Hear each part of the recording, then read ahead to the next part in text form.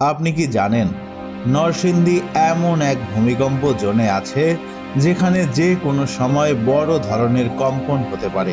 চলুন জেনে নেই কিছু ভয়ঙ্কর তথ্য। নরসিংদীর নিচে রয়েছে মধুপুর ফল্ট লাইন, যেটাকে বাংলাদেশের সবচেয়ে বড় সক্রিয় ভূমিকম্প ডেঞ্জার জোন বলা হয়।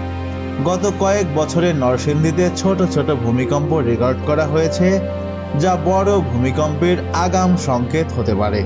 বিশেষজ্ঞদের মতে এই ফল্ট লাইনে যদি 7 মাত্রার ভূমিকম্প হয় তবে ঢাকার পাশাপাশি নরসিংদীও ব্যাপক ক্ষয়ক্ষতি হবে।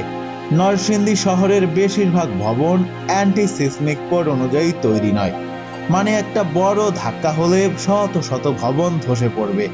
অনেক এলাকায় মাটি হলো লিকুইফ্যাকশন জোন। বড় ভূমিকম্পে মাটি তরলের মতো নরম হয়ে যায় আর বিল্ডিং নিজের ওজনেই ঢুকে যায় নিচের দিকে। 1930 সালের বেঙ্গল আর্থকোয়েকে নরসিংদী তীব্রভাবে কেঁপেছিল এবং সেই ধরনের ভূমিকম্প আবারও হতে পারে।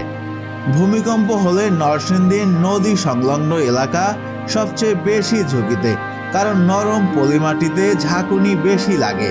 সবচেয়ে ভয়ঙ্কর তথ্য হলো বাংলাদেশে বড় ভূমিকম্প আসে সাধারণত হঠাৎ কোনো আগাম সতর্কতা ছাড়াই, মানে যেই মুহূর্তে আপনি শুনছেন ঠিক তখনই ভূমিকম্প হতে পারে।